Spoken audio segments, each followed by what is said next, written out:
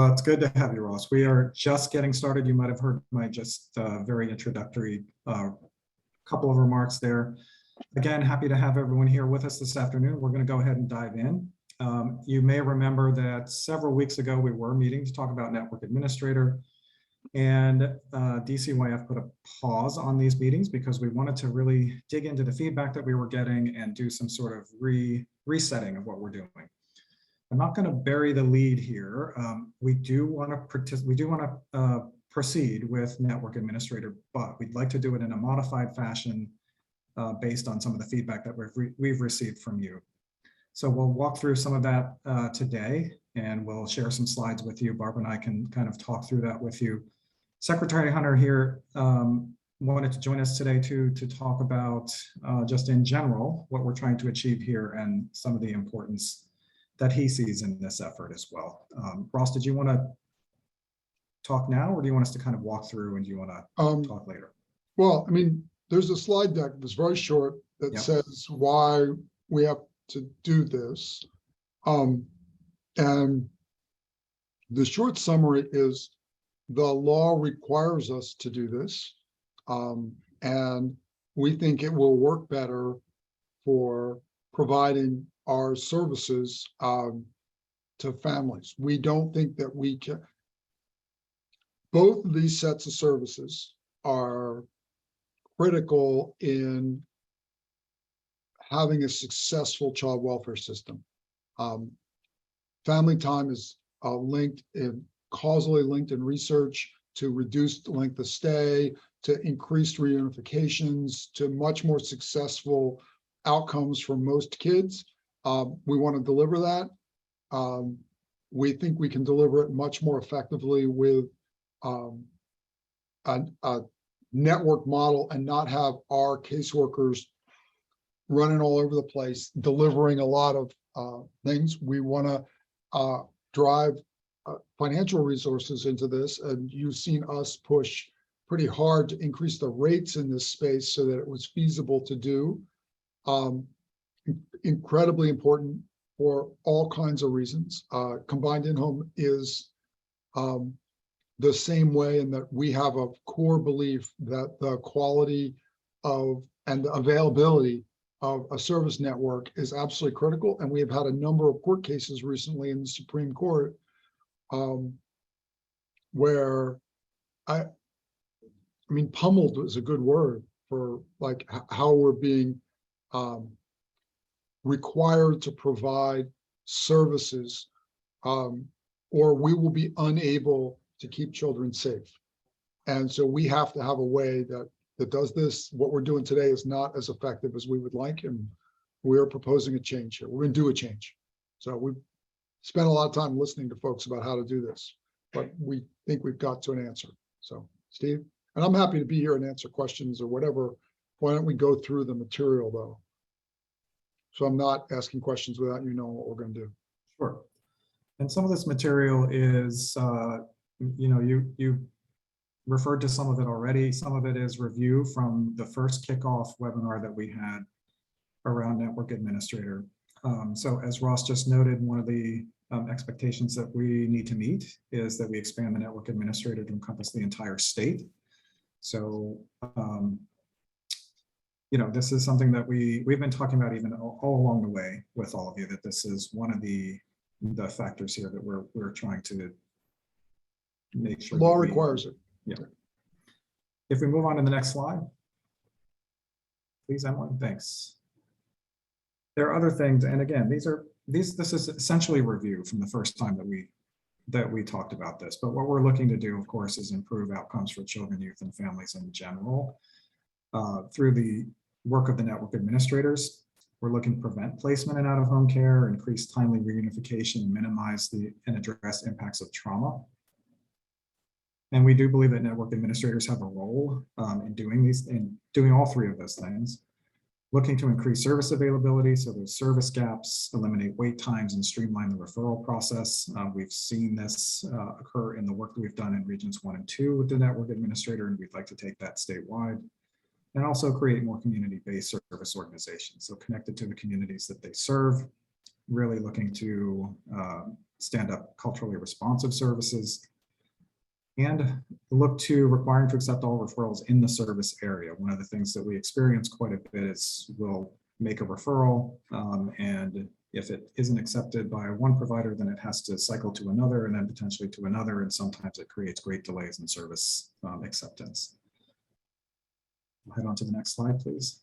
And Barb, I'm happy to go back and forth with you if there's anything that you want to add here. So our hope in standing up the network administrator statewide is that we'll reduce some barriers for small community-based agencies to be service providers. Secretary Hunter referenced this in our kickoff discussion as well, that one of the things that we hope will happen here is by providing some additional support from a network administrator, smaller agencies that may not have the infrastructure that larger agencies have will be able to participate in this service structure. And so we would look for this to be helpful to smaller community-based agencies. We're also looking to strengthen oversight and support of services provided. Again, this is some review from what we covered several weeks ago when we did the kickoff. So services meeting same standards of delivery statewide. We'd like to see some consistency there. Families receiving high quality services.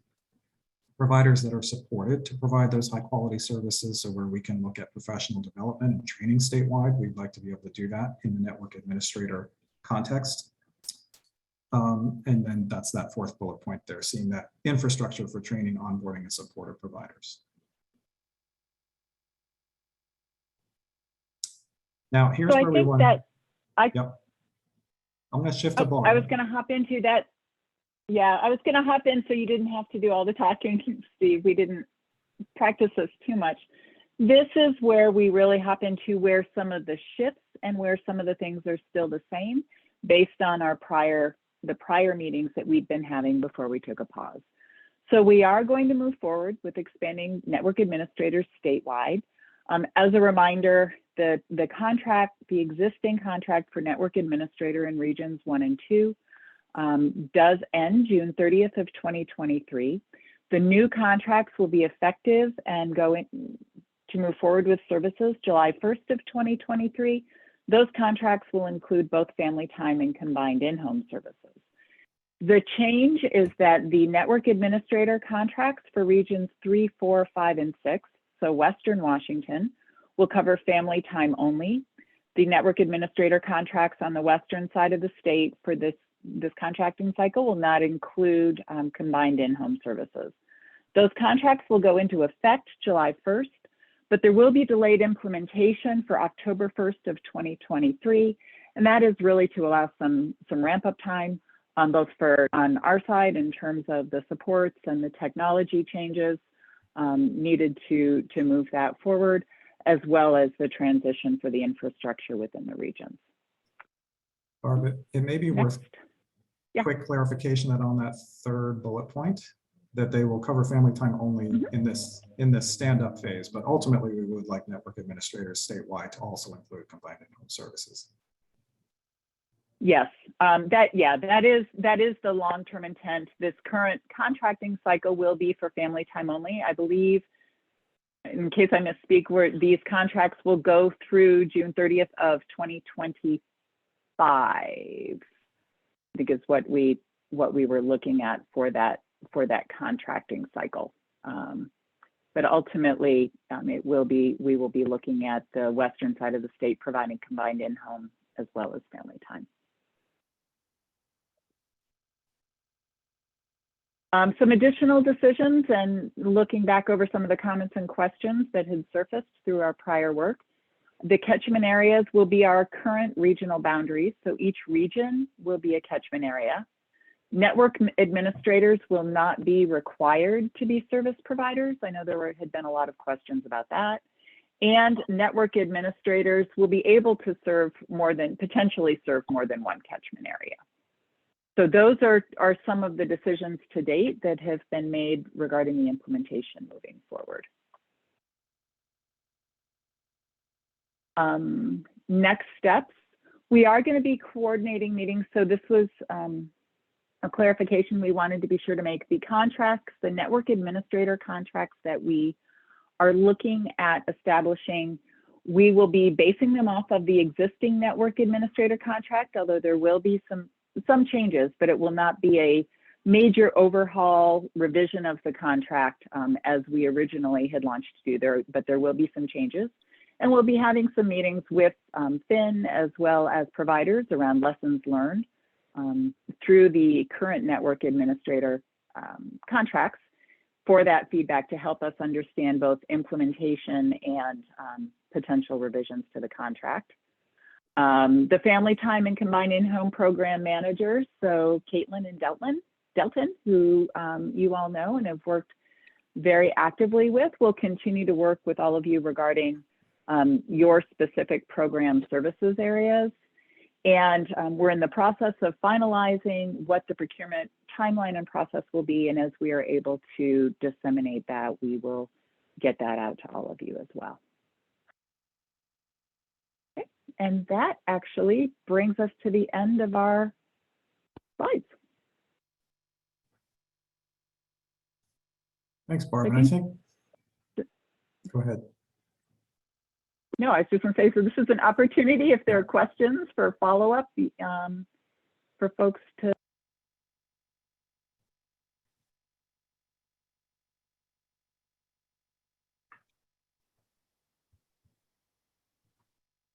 So this is a webinar format. Is there a technological way for people to ask questions for, do they know this and I don't, just because? They're coming in through the Q&A. Okay. Ross. So there is a question here already from Jill. Did you say that the NA for 3, 4, 5, and 6 will not be covering all regions?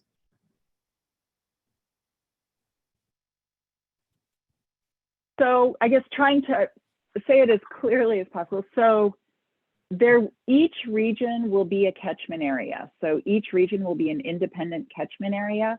Network administrators could choose, in terms of the process, the bidding and awarding process, could be a network administrator for one area or potentially for multiple areas, but it may or may not be a network administrator for all areas. So we will have between 1 and 6 network administrators, right? Exactly, yes. Yep. Not 17, not 0. Okay. Okay, there's another question here. And Emily, I don't know if you were wanting to do the question reading, but I'll just carry on for the moment. Can you please explain how this will specifically help rural areas? My thought on that initially, and I know Barb and Ross may have other thoughts, is part of what we look to network administrators to help us with is increasing capacity in the areas that they serve. So the region that they are working with, or regions, it would be part of their job to say, hey, we don't have enough capacity in this rural area or in this town or in this part of the county or the region, and then work to develop providers to cover those regions. And so we do look to network administrators to perform And that function. objectively, I think we can look at regions 1 and 2, and which are almost exclusively rural areas, and say, well, this kind of works better. We certainly have acceptance from the users in that area.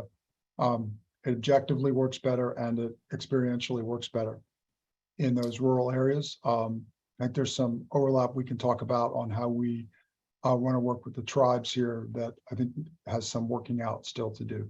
Yeah. I will come back, Allison, to your question, just because Shannon made a comment that I think follows on what we were just talking about, which is that we currently have plenty of capacity and very limited referrals. So that would be something we'd be interested in hearing more about. Doesn't need to be right in this webinar, but we'd like to circle back to you. We would very much like to. What we see in our referral patterns internally is that our staff seem to believe that there is a scarcity of service, and so they allocate the way that they ask for referrals to the highest risk cases. We would like to have services offered to all cases, and so that's we have some work to do on our side. I know we did some discovery on a technique to improve that referral model in childcare that we're sort of rolling out. that works well. We may need to do the same kind of coordinator here. I'm open to whatever it takes, but we would like to have a really clear understanding of what capacity looks like and what referrals look like. If the referral process is really squirrely for our staff, in other words, if they have to chase stuff down, find one, then find another, the likelihood that they will actually successfully make a referral is low. And so one of the goals we get out of this is simpler for the caseworker, is likely to drive up the number of referrals, and will, it's certainly something that we want to monitor, and we want to say, well, why aren't there services for this case? So we want to push those services out there. If there's a particular referral pattern problem in some area, you got to let us know and we'll figure out what the challenge is. Okay, I'll circle back to Allison's question. Please explain how this works for programs like ours that are specifically set up for certain populations and referrals. In other words, we're a department within the Tulalip tribes and we take all of our families. I think, and Ross touched on this briefly, I think certainly specifically both within specialty areas, that's one thing that the network administrators would need to consider. But I would say our relationship with the tribes and how this moves forward in terms of working directly with tribes and service providers within tribes is additional conversation we would want to have to support you in working with your families. I realize that may not be as specific, Allison, as you'd like, but I do think that probably is just going to warrant some additional discussion to make sure that we are working with you to effectively serve the tribal families. Thanks, Barb. And Allison further notes that they're in the process of developing a family time contract. Great. Yeah, that's Question fantastic. from Jim. I just want to clarify, do you have a desired number of administrators you would like to have, or will this be determined based on the submitted bids and determined after they are all in? And I think it's the second one there, Jim. We don't have a desired number. There are some that might bid for more than one region, and depending on how that process plays out, that may, they may then be contracted for more than one, but we don't have any predetermined number. Angela, it was mentioned that right now referrals are sent from one agency to the next until accepted, and that creates a delay in service to families. This is currently how FIN operates. Would there be a change in how referrals are assigned statewide? I think one of the things that we see, Angela, I'll just start off with a thought, and then Barb, Ross, if you have others, feel free to chime in. One of the things that we see is that we have very limited capacity on the state, within the state staff to follow those referrals if they go out to one contractor and then we don't hear back for 24 to 72 hours and then they go in this sequential way out to a number of others. It is a tremendous amount of time and staff capacity on our side that we actually see more efficiency when we're working through the network administrators, because they can make those referrals more quickly, they can follow up on them, they can reach out to more providers than we can at the same time. And so that's part of what comes to my mind in terms of how this might be different to the network administrator.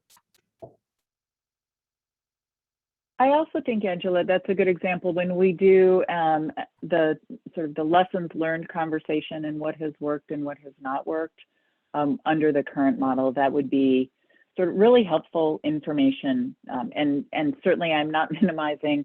I know there's been a lot of feedback already, so I'm not, certainly don't want to dismiss or somehow imply that I'm dismissing feedback that has already been given, but we're looking for smaller group opportunities to really have those conversations specific to lessons learned. And I think it would be helpful to learn a little bit more about that and about the provider experience in that arena so that we can move forward with something that will hopefully be more responsive to our families and supportive of our providers.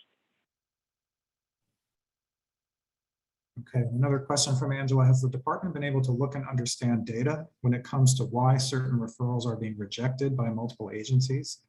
Usually they're often the same referrals, such as inconsistent parents, medical needs, or violent cases, and work on addressing those specifically.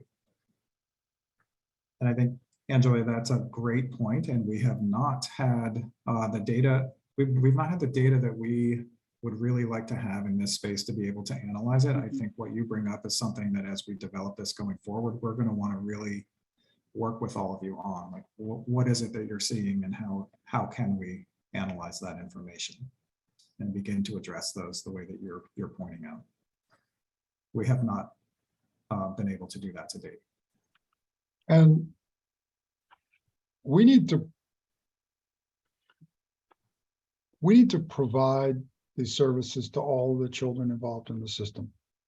And some of them are going to be more difficult to serve than others. And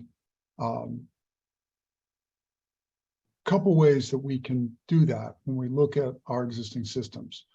We can build a system that has 42 different cost categories, and we sort of negotiate which kid is in which category over time and do basically an exceptional cost model for every child. It's sort of administratively difficult. We can look at the medical model and say, well, we can either do fee for service or we could do managed care. And I think this is an opportunity to look more at a managed care model where you shift all of the costs wind up getting averaged. What we want to avoid is scenarios where we have adverse selection, where some kids just never get served. We have to figure out a way to serve them, and we have the same problem in BRS. And I'm open to figuring out a way that we make sure that we don't impose crazy costs on a contractor sort of randomly in ways that are unsupportable, but we also have to figure out how to provide service to all the kids that need service.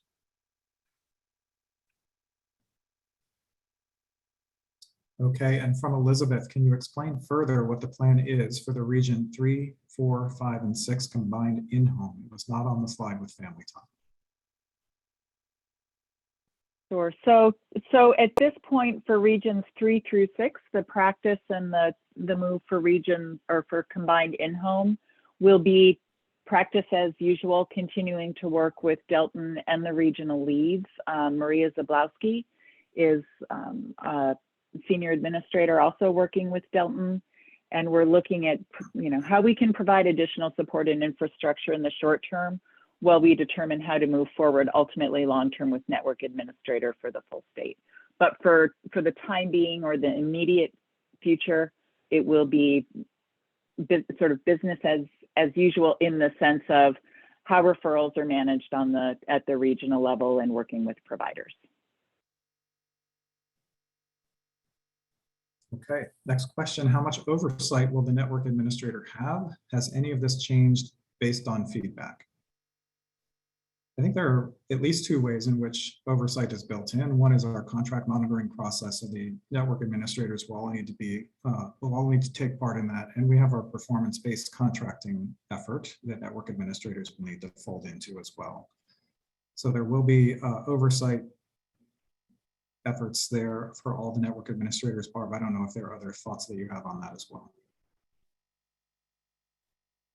I think high level and how that will actually play out in the contracts are things that we're still working out. I think the feedback that we've gotten to date has been very helpful to inform some of the things we need to consider, both in terms of quality of practice, timeliness of service provision, and having sufficient network and really making sure that providers are having the support they need.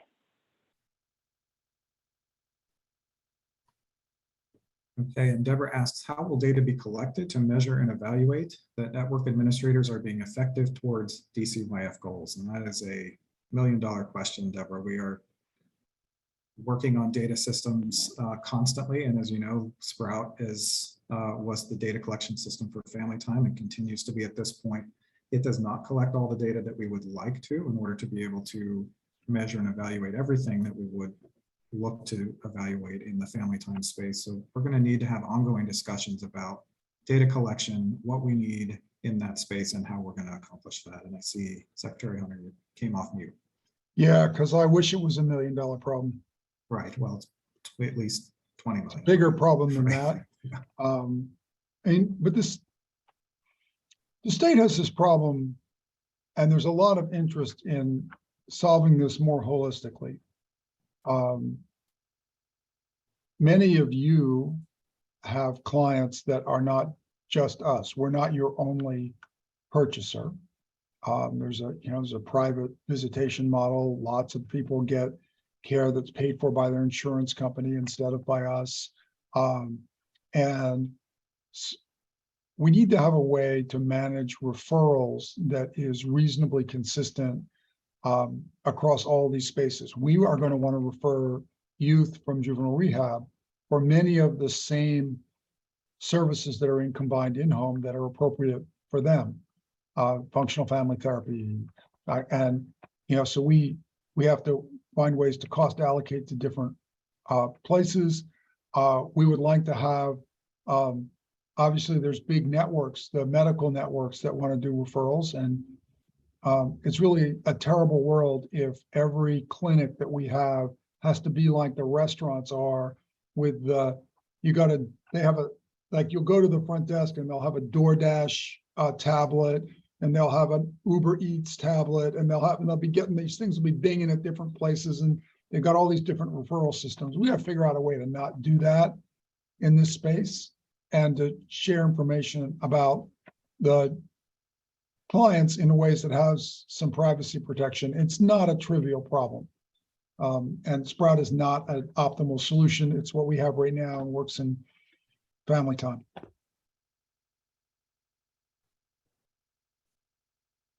Okay, Debbie has a question. Currently, there are many service providers who are contracted in multiple regions. Oops, sorry, it jumped. And have visit supervisors working in those regions. Can you help us understand how those visit supervisors would be able to work if we are no longer contracted in those regions? You should be able to continue to contract across regions. It would just be with the network administrators.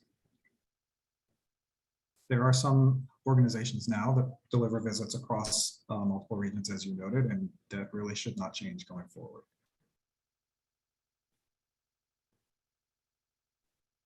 We're going to have kids that have cases in one region and have to get delivered somewhere else, and the contract will have to manage that.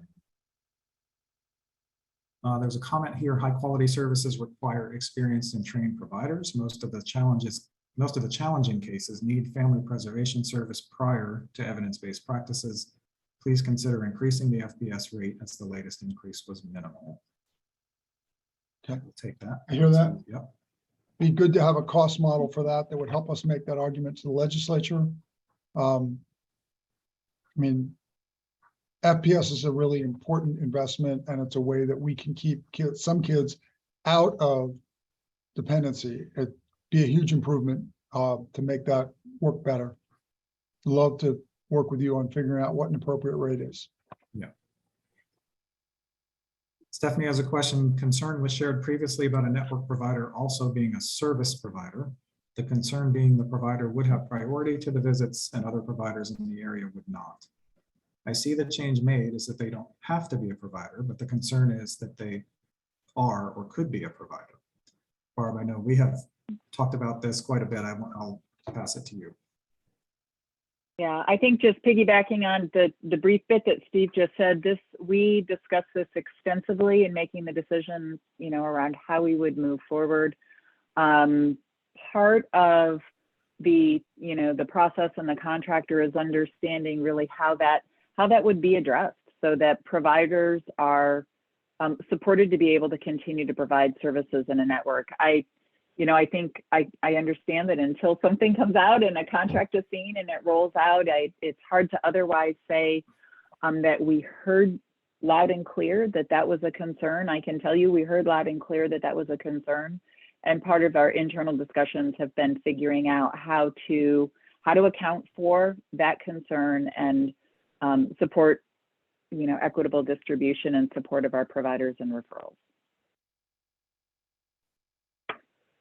I think too, and Barb, if I missed this somehow and what you just said, one of the considerations that we've had is there some role potentially for a network administrator to have even a small team that if for whatever reason a referral can't be assigned and it needs to be covered, that they might need to have their own ability to do that. And so would we build into the contract that they only take those visits if no other provider accepts that referral? These are conversations that I think we need to have going forward. And I see your face, Barb, so you may have had further conversation with team members that I wasn't part of. But.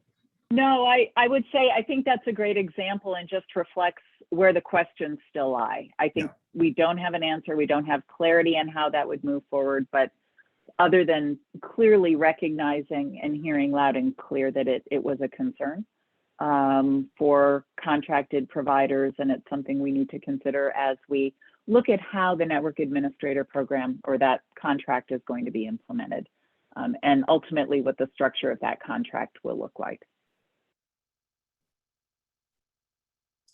Okay, Jim's question is, will the network administrator be responsible to update or to improve data collection and analyzing in Sprout, or is that something that will be managed at the DCYF level?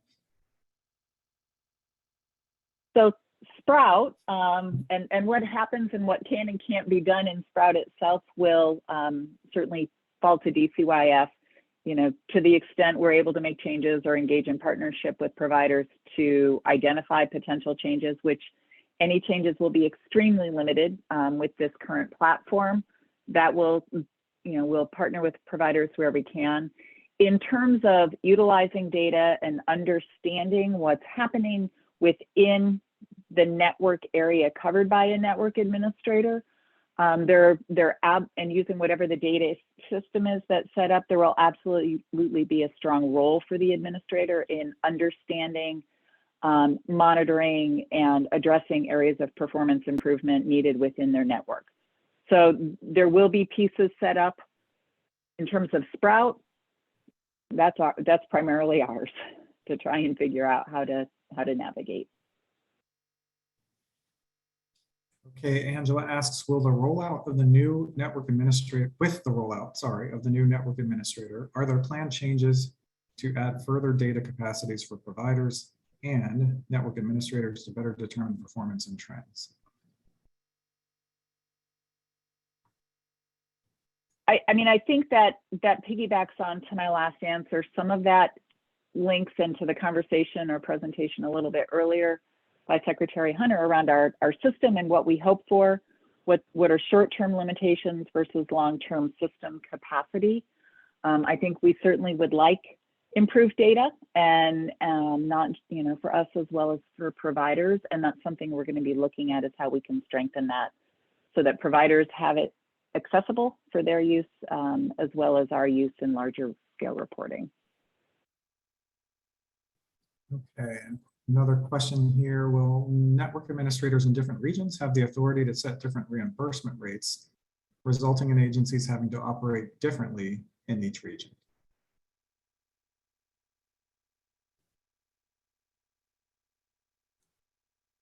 I don't think at this point that we have really made any determination regarding that.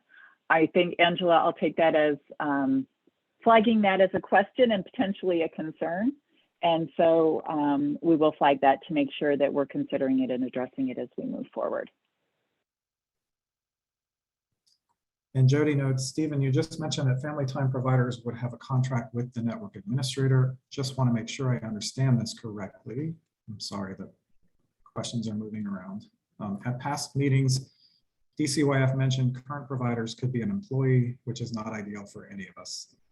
And Jody, if I understand correctly, one of the things that we're trying to address by not requiring the network administrators to be service providers is that they don't have their own cadre of employees that would then be taking business from providers that currently exist. Mm-hmm.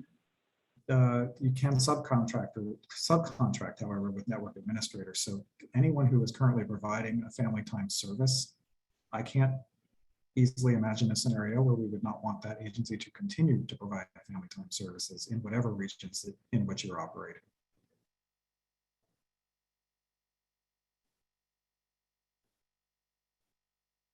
And I'm not sure I got quite to the spirit of your question, but if you need further clarification, I'll look for that in the chat.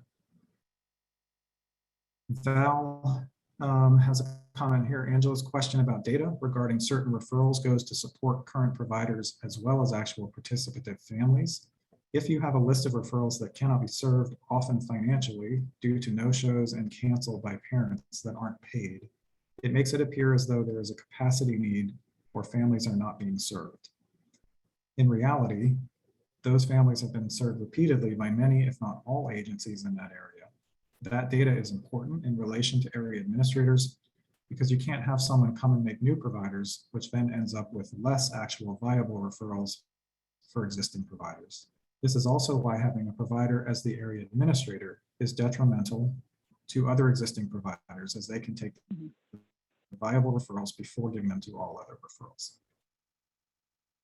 I see Secretary Hunter nodding. I think we all agree with the observations here. It's one of the reasons that we want to reinforce again, we are not asking network administrators to be service providers. We do want to talk out scenarios in which they could have some capacity to provide a service, but they're not required to do that.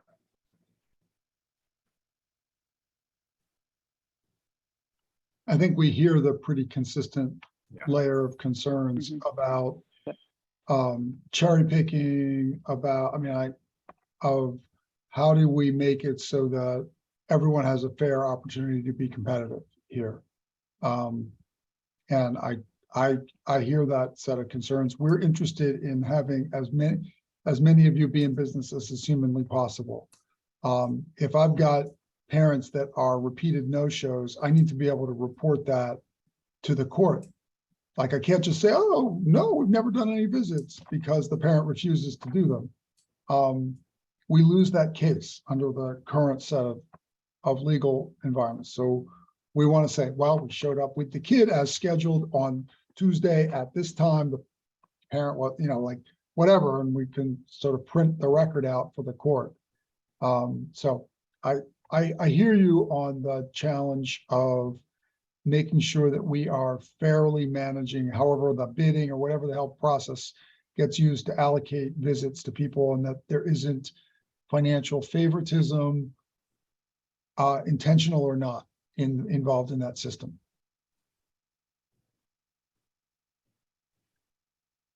Thanks, Ross.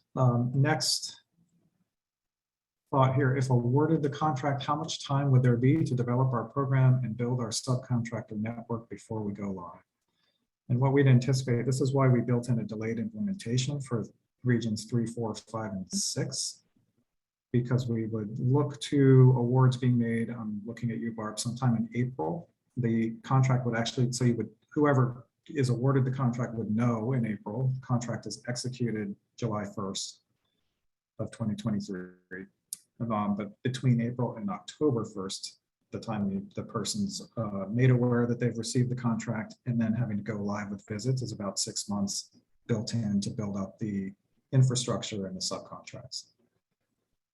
For regions 3 through 3 through 6, 6, regions yep. 1 and 2, the time to ramp up would be April to July 1. And as I indicated earlier, part of that is obviously the network administrator building their network, but then also for us, the changes that need to be made to the infrastructure, Sprout, other things to support it, which is why we do have that longer, we're spreading out the overall implementation.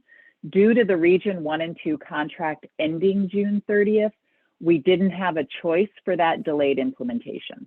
So when we were looking at the timeframes, that's why it's a different time frame for regions 1 and 2 versus the rest of the state, where we had that flexibility for rollout on the west side of the state.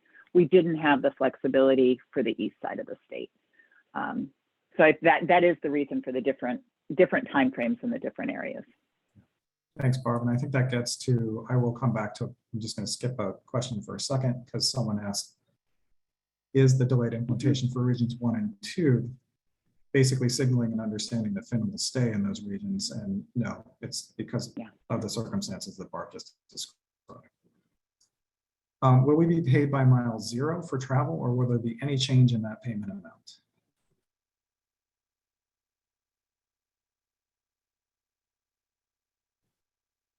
I have to say, at Barb, this point, related to the network administrator piece, this particular piece we're talking about today, we're not, looking at as part of this conversation, any change to rates or change to payments. It doesn't mean that there don't need to be some, but not that directly changes directly tying into the network administrator process versus overall provider rates like were previously asked about FPS and other aspects of work.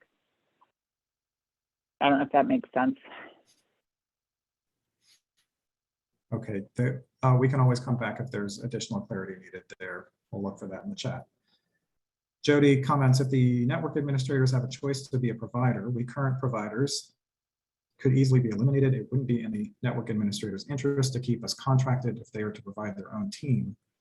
It would make more financial sense to have their own team paying at their desired rate. I was hoping the NA wouldn't have a choice. The NAs wouldn't be a service provider.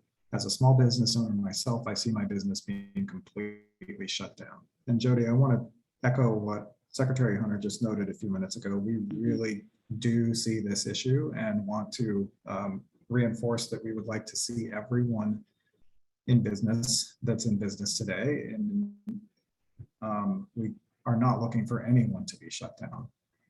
This would be something that I think we need to talk out a little bit further.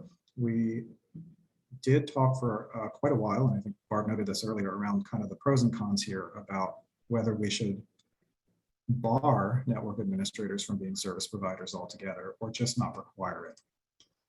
And as I noted earlier, there are some kind of discrete examples where we could think that a network administrator might actually benefit from having even a small team with some capacity to cover visits that they can't assign any other way. And we would have to build into the contract and talk with all of the providers about under what circumstances would that network administrator then cover that visit, and would it only be when they could, not assign it for, I don't know, I'm making this up, 2 weeks, then they would cover it with their own staff. That's something I think we need to talk about going forward. As Secretary Hunter noted, we have an obligation to deliver the visits, and we have to figure out what happens in those scenarios where there are really difficult families to serve that that people can't pick up for whatever reason, and the network administrator would be expected to figure that out. We don't want this to go in the direction of taking business from anyone, so we want to put some really clear parameters around that if it goes in that direction. But again, we have not made that decision and want to continue to talk about that. Mm-hmm.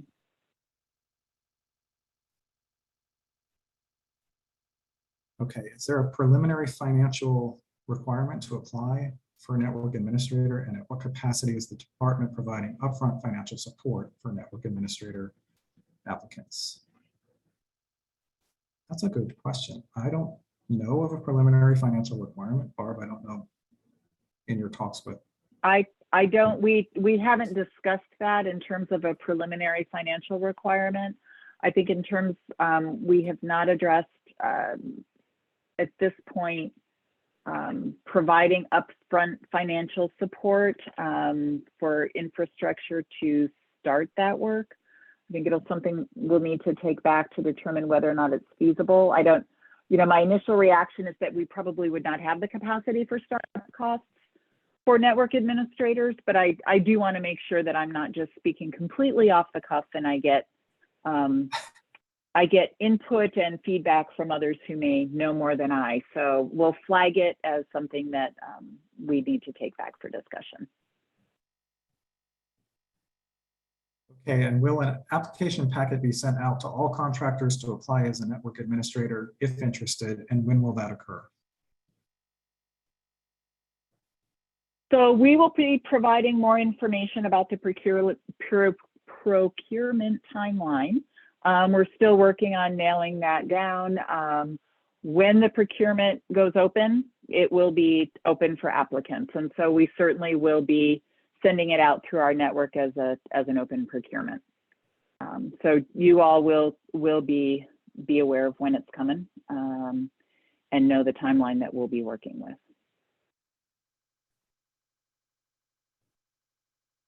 Okay, that is the list so far. We'll give it a few minutes and see if additional questions come in. It's difficult to do it this way, where you can't see people and you're just kind of relying on the chat. So we really appreciate everyone's hanging with that medium. But there are 96 people on the call, and we would have all sorts of people frozen in awkward positions, right? So we're going to try not to do that. That can sometimes be interesting and fun, No. as long as it's not you I'm the guy who gets made fun of all the time. Yeah, right.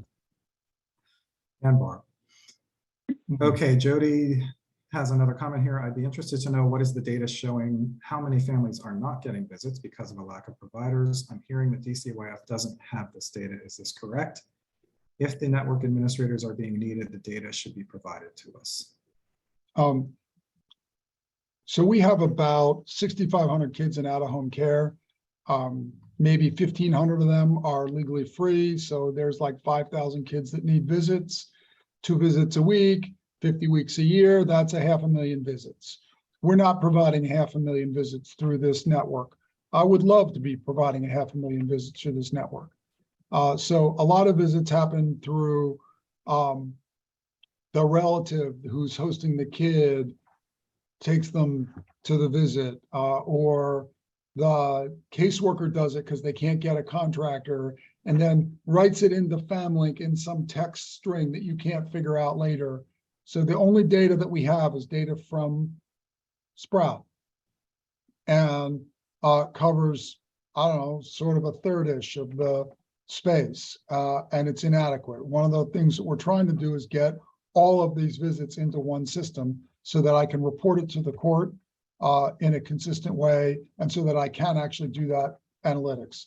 We don't have that. We don't have the data about what's missing today. I'd have to use like AI text bots to go through FamLink data, and we don't know how to do that yet. Though there's a company out there that's doing it for some stuff. I'm sure they're going to charge an arm and a leg though. Be cool to know. Okay, Pathway Home asks, will you continue to accept questions and feedback as in previous meetings? And that's a resounding yes, of course. We would love to have additional questions and feedback. We do plan to continue conversations. We just wanted to pause and reset, and then we'll resume those conversations going forward. Barb, you probably have some additional information because the next question is about next steps. I know you covered a little bit of that on slides, but we might want to recap. Yeah, I think high level next steps, we'll be coordinating some smaller meetings for conversations with certainly feedback regarding with Finn as an existing network administrator, as well as discussions with those providers that worked with Finn to understand what has gone well, what are some areas potentially for improvement, both in terms of the actual implementation and in working with DCYF and what we've done and potentially could do differently or better. We will be finalizing the procurement timeline. It is going to be revised based on some of the narrowing scope of changes that we talked about. So we have some internal meetings coming up in the next week or so to actually go over that. And then we will set up some additional timeframes. Like I said, we'll have smaller conversations, joining the smaller program meetings rather than potentially having large combined meetings like this, which hopefully will give folks more of a chance for interaction. The changes, as we indicated towards the beginning, that we're looking at for the contract are not as substantial as we were originally thinking we were going to the network administrator contract, are not as substantial as we initially were thinking we were going to do. So in terms of input and feedback, some of the things that you've raised are things that absolutely are on our radar. We're going back through the feedback that we've already compiled from all of the meetings that we've already held with you to look at, based on where we're at and how we're moving now, what are the pieces that we need to consider. So be looking for some additional communications to come out to you probably within the next week or so regarding both next step and opportunities for conversation. Okay, we have a question here. Will there be a fail-safe or anonymous way to make complaints about any and all network administrators? Which I think is a great question, and one that I think we'd want to consider going forward in sort of designing what we have in front of us. It'd be interesting, Barb. I should know and don't know off the top of my head how that works now in regions 1 and 2. So we'd want to be able to draw on that as well. I mean, I think we can draw on that. We certainly also have other areas of DCYS where there are network administrator kinds of models, and looking at how that plays out elsewhere in the system to really be building on something that will be effective and has shown to potentially be effective. Jim asks two related questions. Of the 5,000 kids needing visits, what percentage are currently being left not receiving their family time visits? And is that data available by region?